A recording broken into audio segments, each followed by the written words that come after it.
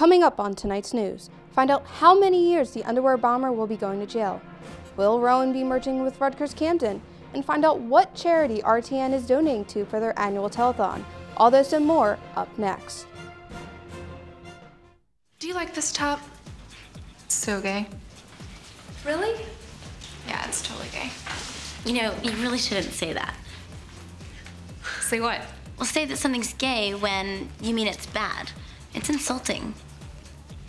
What if every time something was bad, everybody said, "Oh, that's so girl wearing a skirt as a top"?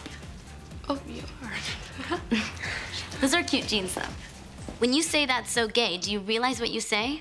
Knock it off.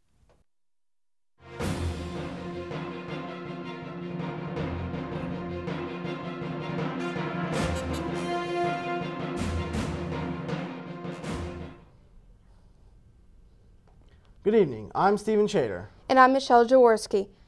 And welcome to the Rowan Action News. Republican candidate Mitt Romney will face challenges in his home state of Michigan. Over the past week, Romney has described his connection to Michigan, even though he has homes in Massachusetts, New Hampshire, Utah, and California.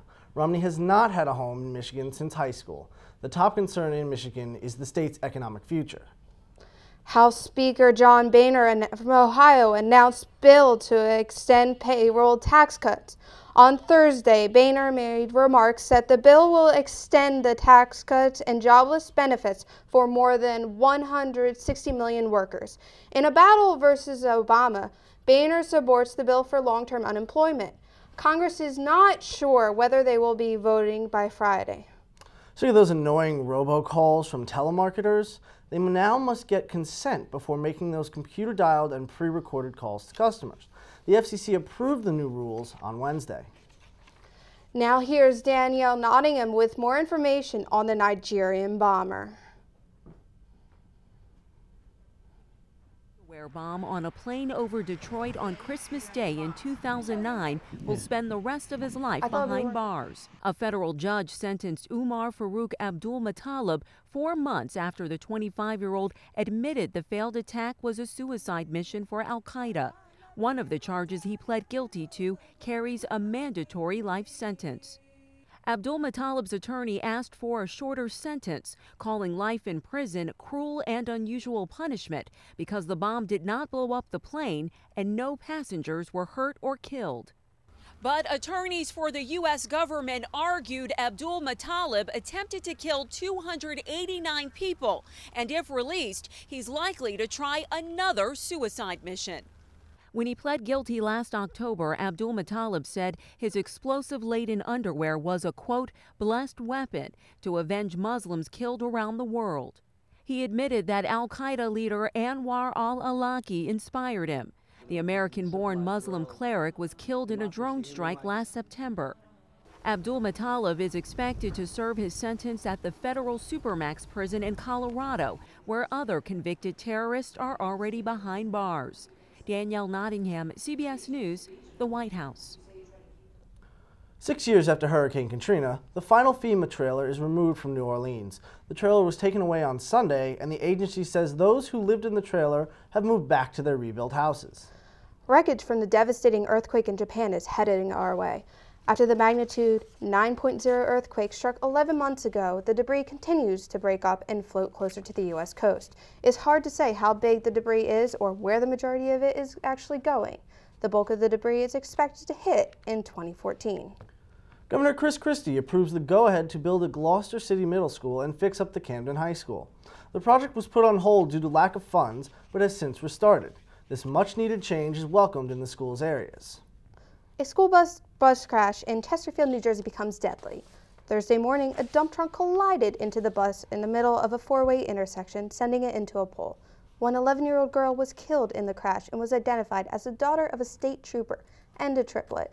Her sisters and 15 others suffered injuries. Authorities are still investigating. The Delaware River Port Authority approved the commuter rail line between Gloucester and Camden yesterday. The 18-mile-long rail line is a way to link Rowan University to the Rutgers Camden campus. South Jersey business and political leaders hope the rail line will ease traffic on routes 42 and 55. There are 144 toxic waste sites in New Jersey, but the EPA shows 27 additional toxic sites. The agency's documents show these 27 sites score greater than 28.5 points. That's enough points to get your town put on the Superfund National Priorities List.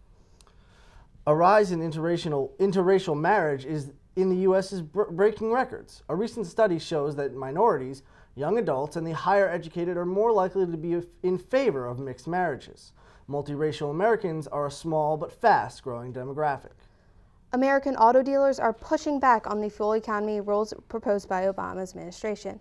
They claim it would jeopardize the environmental benefits of the program and the resurgent auto industry itself. The federal government closed its comment period for the proposed regulations on Monday and reviewed the comments to finalize the rule. The latest proposal would mandate a 54.5 miles per gallon standard by the year 2025.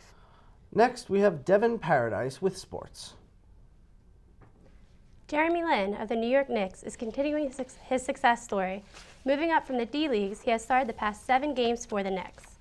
Last night, he had 13 assists against the Sacramento Kings.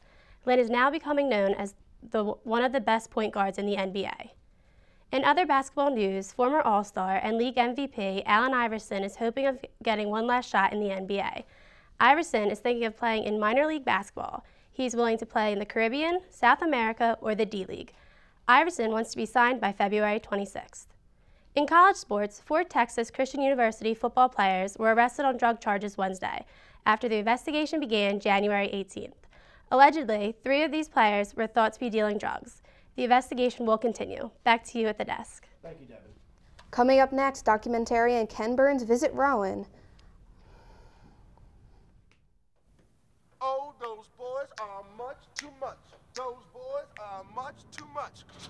We got the spirit. We're hot. We can't be stopped. We got the spirit. We're hot. We can't be stopped. We're going to beat them and bust them. Beat them. The smallest moments can have the biggest impact on a child's life. Let's get a little bit rowdy. R-O-W-D-Y. Take time to be a dad today. Oh, those boys are much too much. Those boys.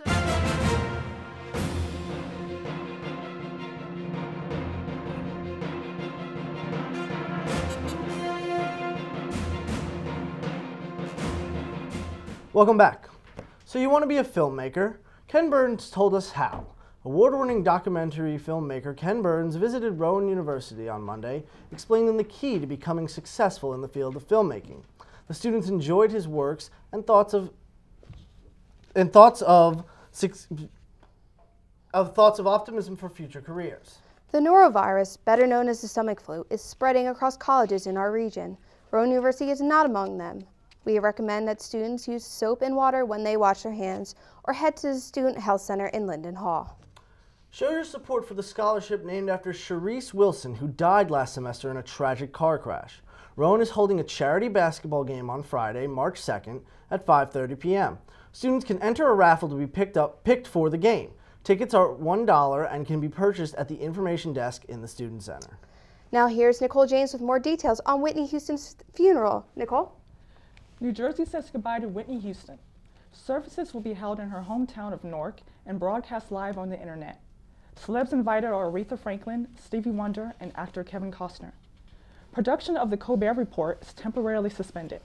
Comedy Central says, due to unforeseen circumstances, the show had to air repeat episodes Wednesday night and tonight.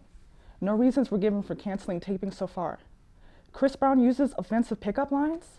Us Magazine says he asked a brunette for her phone number, saying, "I promise I won't beat you," referencing when he assaulted singer Rihanna in 2009.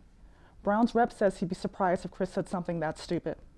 Now back to the desk. Thank you, Nicole. Now here's Gabriella Union with tonight's in-depth report.